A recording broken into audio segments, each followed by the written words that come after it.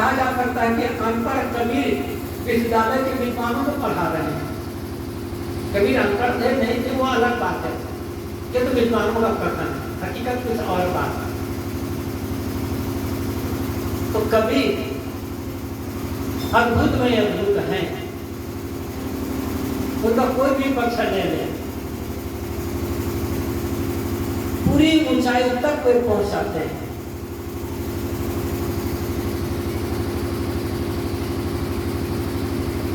कबीर के पास क्या था? गरीबी में पाले पोसे गए, भयंकर गरीबी में जीवन व्यतीत हुआ।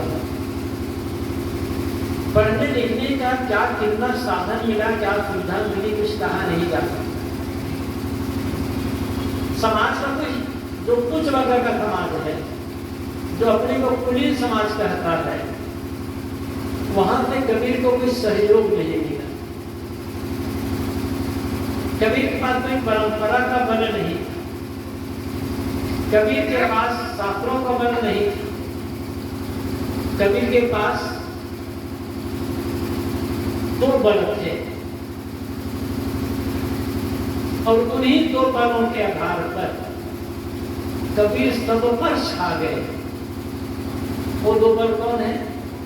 एक कबीर का एक बल है सत्य बल और दूसरा बल है आत्मबल। जिनके पास सत्य का बल होगा, आत्मा का बल होगा, वो कभी पराजित नहीं हो सकता, वो कभी पीछे मुड़कर देखेंगे, वो आगे ही बढ़ते जाए। कबीर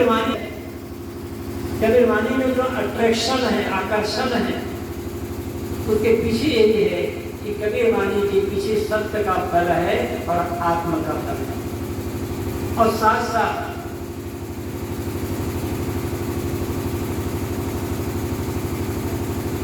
कबीर वाणी में प्रयोग का बल है। एक सज्जन ने एक बार मुझसे पूछा था कि संत तो बहुत है और सभी संतों ने अपने अपने घर से अपनी बातें कही, लेकिन क्या कारण है कि कबीर वाणी में जितना आकर्षण है, कबीर वाणी जितना लोगों को अपील करती है, अपनी तरफ खींचती है, वो आकर्षण वो चोर अन्य संतों नहीं। ऐसा कबीर में क्या? मैंने उन्हें ये कहा था कि कबीर साहब ने अपनी हर बात जी करके कही। पहले उन्होंने अपने जीवन में उतारा, प्रयोग किया और प्रयोग करने के बाद जब उन्हें लगा कि ये बात सच है, तब उन्होंने समाज में कहा। जैसे वैज्ञानिक लेबोरेटरी में प्रयोग करता है, जहां उनका केंद्र होता है वहां जाकर प्रयोग करता है, और जब प्रयोग करने पर उन्हें पूरा विश्वास हो जाता है कि मेरी जो खोज है, जो मैं प्रयोग कर रहा हूं, बिल्कुल 100% सही है।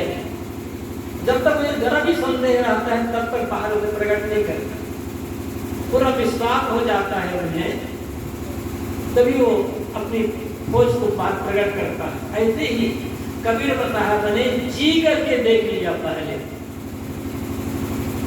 अपने जीवन में प्रयोग करके देखा और तब लोगों के सामने उस बात को रखा। इसीलिए कबीर वाणी चुभती है, कबीर साहब वाणी रिझाती है, खिंचाती है, रुलाती है, और पता नहीं क्या क्या सब कुछ तय हुए। अब बात यह है कि हम कबीर वाणी को कितना अपने जीवन में जी पाते हैं।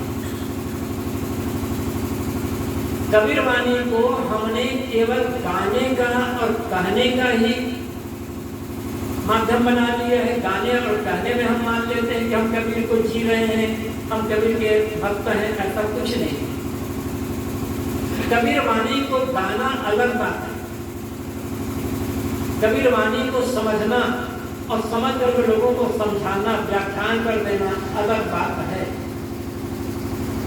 महत्व है कबीर वाणी को जीना। अब तक कबीर वाणी हमारी अपनी वाणी हो जाती, अब तब हम कबीर के अनुयायी हो सकते हैं। कबीर साहब ने जो संदेश दिया, उन संदेशों को जीवन में उतारने का किया।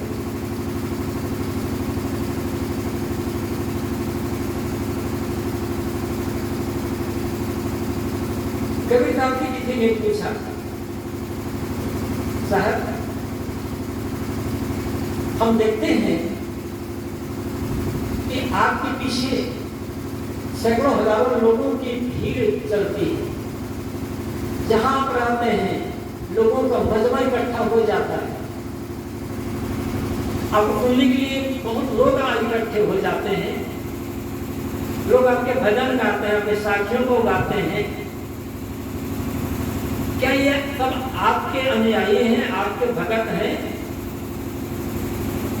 कबीर साहब का मुझे क्या पता। कबीर साहब की साखी गाने से, कबीर साहब के पास भजन गाने से हम कबीरपंथी नहीं हो सकते। अनेक लोग हैं और ये आज ही नहीं है, सदगुरु कबीर के जमाने में भी लोग ऐसे रहे होंगे जो कबीर साहब की साखी गाते रहे होंगे, पद गाते रहे होंगे, भजन गाते रहे होंगे, कबीर की महिमा का बखान करते रहे होंगे। और कबीर साहब ने स्वयं देखा होगा, ये गा तो रहे हैं, पता नहीं कितना समझते हैं नहीं समझते हैं, जीने का काम करते नहीं करते, अब तो उनको ही गाना पड़ा। घर घर मंत्र तेज फिरत है महिमा कभी माना, गुरु से सब बोले अंधकार पटाना। फिर साहब ने कहा कि साखी शब्द गावत भूले आत्म खबर जाना।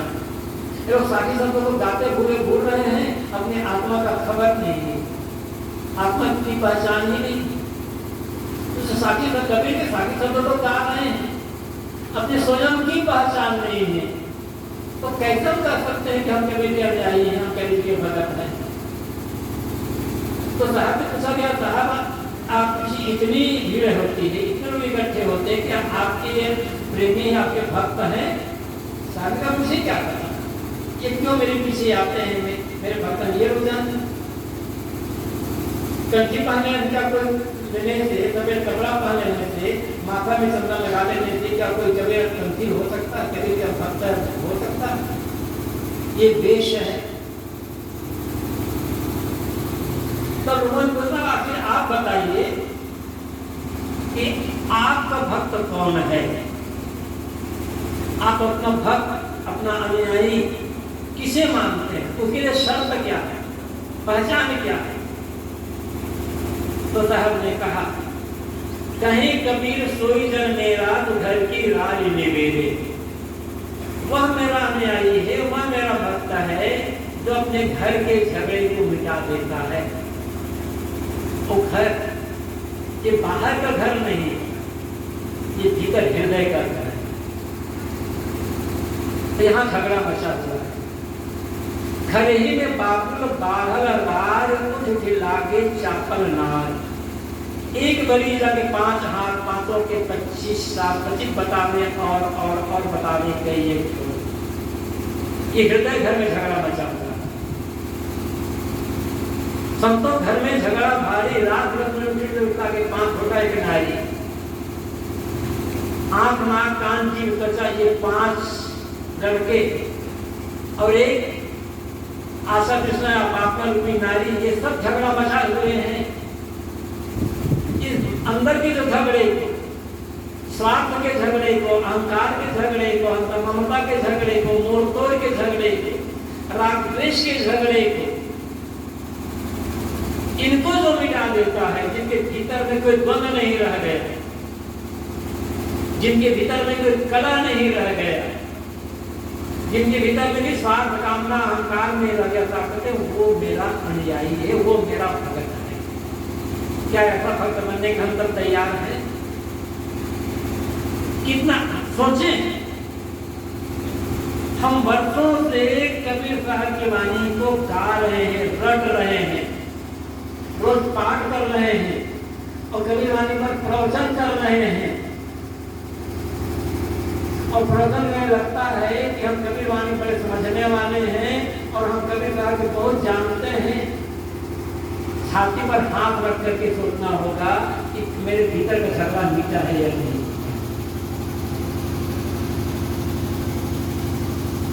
यदि नहीं मीठा है तो हम कबीर साहब के भगत या अनुयायी कैसे करते हैं? कैसे हम कह सकते हैं कि हम कबीरपंथी हैं? कबीर साहब हमारे इष्ट हैं,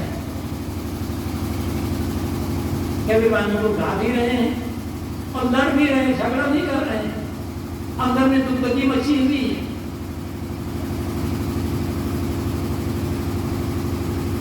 कबीर साहब बता रहे थे, सदगुरु कबीर ने जीवित प्राणियों की भक्ति बताई।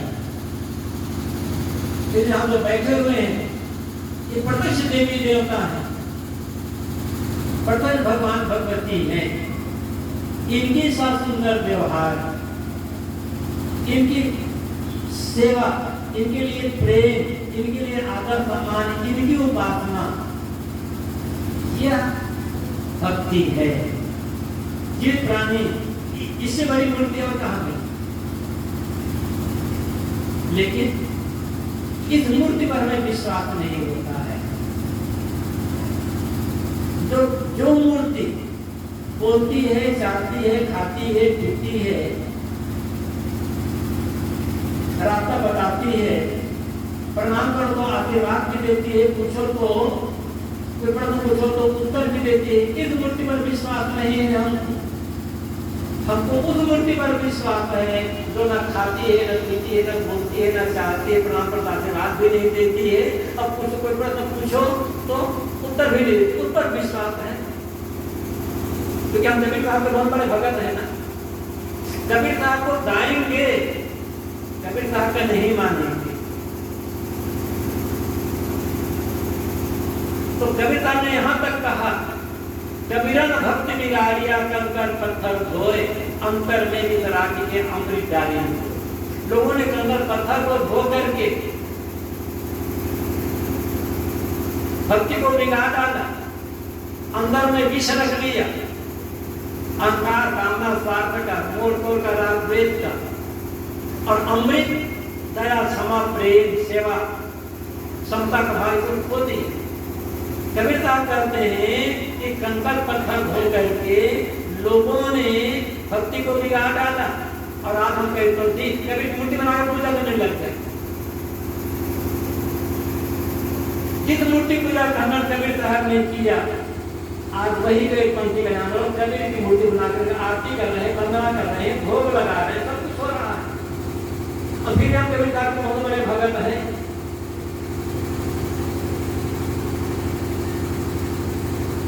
कहाँ समझा हमने?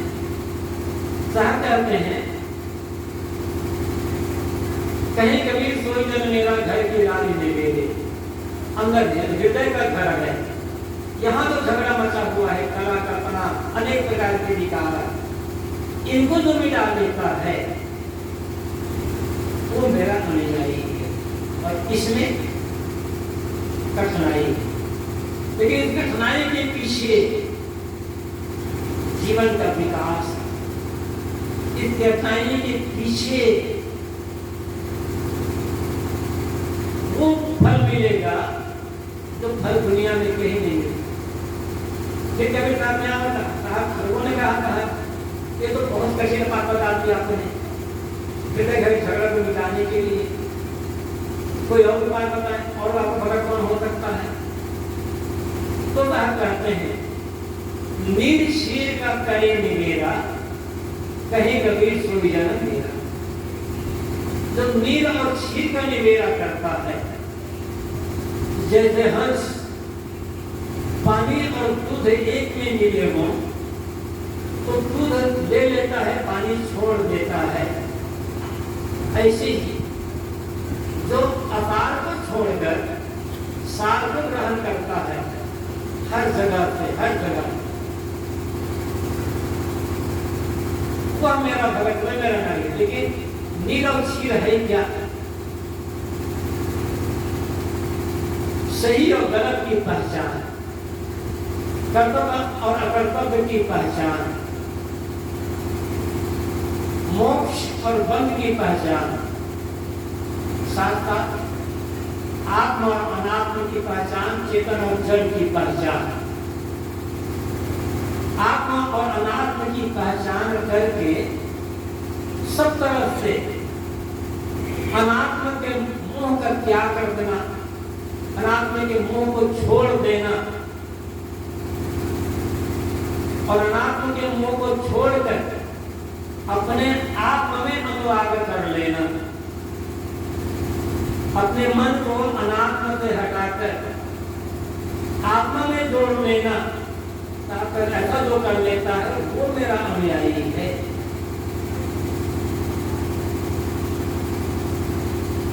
कि हम ध्यान कर रहे हैं वो ध्यान है क्या? अनात्म से हट करके आत्म की तरफ यात्रा। अनात्मा का सारा मोह छूट गया, अनात्मा का चिंतन छूट गया, सिर्फ क्या बचा? आप। वही तो ध्यान है। ये ध्यान में कोई ना कुछ मिलना नहीं है, कुछ पाना नहीं है, कुछ देखना सुनना नहीं है। ध्यान का अर्थ होता है कि वह छोड़ते जाना, छोड़ते जाना, छोड़ते जाना, छोड़ते जाना। अब वे छोड़ते छोड़ते जब छोड़ने वाला ही शेष रह गया, वो वास्तविक ध्यान। ध्यान निर्विषय मनन जो कहा गया है, निर्विषय होने का मतलब क्या है? बताया गया था तो जो विचार आ रहे हैं सामने छोड़ते जाओ, छोड़ते जाओ, छोड़ते जाओ। कोई विचार आना, कोई विचार नहीं आया, सारे विचार छूट गए। शेष क्या बचा? विचारों को देखने वाला वो आप है, वो आपका स्वरूप है। विचार अनात्मा का हुआ जाता है और अनात्मा से ही विचार होता है। तो अनात्मा से हट करके आत्मा अपने आप को सब तरफ से निकाल लेना। सागर जो ऐसा करता है वह मेरा अनुयायी है। और इसलिए साहब ने ये कहा, जो तू चाहे मुझको छांट पकड़ की आस, मुझे ऐसा उधर हो सब कुछ तेरे का। अरे तुम मुझे चाहते हो, मुझसे प्रेम करते हो, तो छांट पकड़ के तुम सबकी आशा छोड़ दो। और जैसे मैं निष्काम हो गया हूं सब तरफ, जैसे मैं सब से निष्क्रिय हो गया, निष्पक्ष हो गया, ऐसे तुम भी हो जाओ। सब तरफ से निष्पक्ष हो जाएगा, जिससे किसी का कोई पक्ष नहीं रहेगा। वो कबीर का न्यायी है। साहब क्या कहते हैं? कबीरा खड़ा बाजार में सबकी मांगे खाए, ना काबू से दोस्ती, ना काबू से बैठ। जब कबीर साहब ये कहते हैं कि सबसे प्रेम करो, कबीर वाणी के केंद्र में प्रेम है, कबीर वाणी के केंद्र में मनुष्य है और कबीर वाणी के केंद्र में आत्मा है। जब मैं आत्मा को समझेगा, वो मनुष्यता को समझेगा, मनुष्यता समझेगा, वो प्रेम को समझेगा। बिना प्रेम को समझा मनुष्यता नहीं समझ सकते, और ये भी समझे बिना मनुष्यता समझा प्रेम को नहीं समझ सकते। और जब तक प्रेम को नहीं समझेंगे तब तक अपने आप को नहीं समझ सकते। तो कविता ये कह रहे हैं कि सबके साथ प्रेम करो, लेकिन यहाँ क्या कह देते हैं? ना काहू से दोस्ती, ना काहू से प्रेम, मतलब सबसे निष्पक्ष। कहीं अपना माने तो वहां पक्षपात आ जाएगा।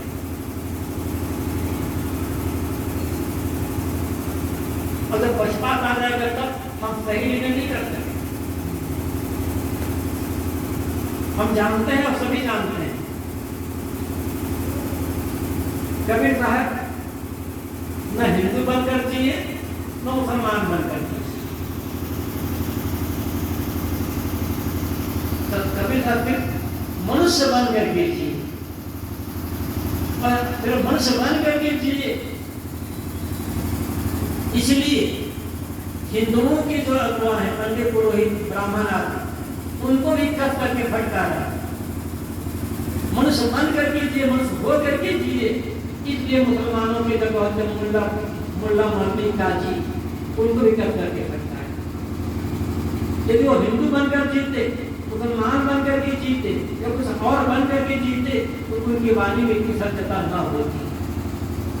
वो सिर्फ मनुष्य बनकर के जिए, मनुष्य थे, मनुष्य होकर के जिए।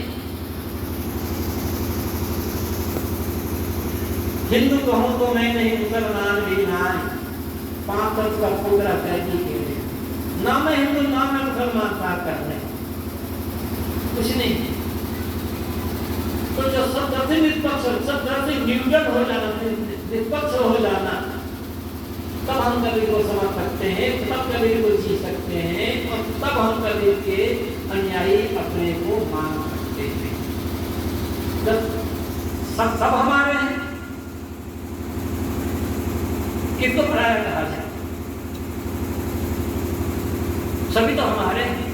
और जब कभी हम ये कहते हैं, आंख न मुंडो कान न रूढ़ो काला कष्ट न धारो, खुले नैन हाजत पर न सुंदर रूप निहारो। कहते मैं तो खुले में जहां देखता हूं मुझे भगवान ही भगवान दिखाई पड़ता है। जब भगवान ही भगवान दिखाई पड़ेगा तो किससे मुंह किससे बैर, वहां रह जाएगा केवल भक्ति और प्रेम सेवा। भक्ति प्रेम और सेवा में अपना पराया नहीं होता है, जहाँ अपने पराये का भाव आएगा वहां मोह होगा और बैर होगा। सही भक्ति है, सही प्रेम है, सही सेवा है, वहां अपना पराया नहीं हो। सब देवी देवता है। कबीर चेते आत्मा देते शालिग्राम, जितने आत्मा सब शालिग्राम भगवान। और भगवान से प्रेम किया जाता है, भगवान की भक्ति की जाती है। भगवान हिंदू भगवान नहीं होता, भगवान ब्राह्मण सुंदर नहीं होता। भगवान तो भगवान है ना। और कबीर साहब कहते हैं मानव मात्र नहीं, प्राणी मात्र भगवान है, सब शालिग्राम भगवान है।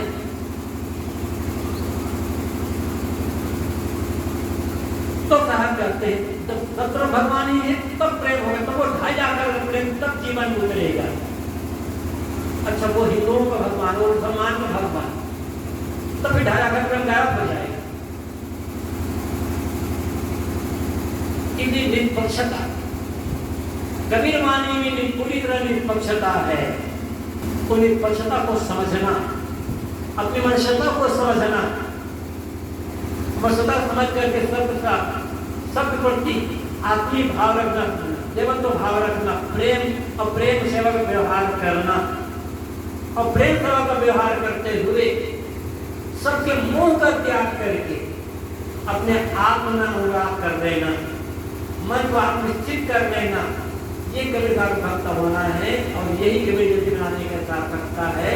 और ऐसा जिन्होंने कर लिया वो मानो कबीर रूप ही हो गए, और तब हम कबीर करना हो सकता है। और ऐसा करना प्राणी मात्र के लिए भगवत बुद्धि रखना, और जो सबके सेवा करना, सबके लिए प्रेम भावना रखना, उस दिन का भाव खत्म कर देना, और प्रेम करते हुए सबसे अनासक्त होकर के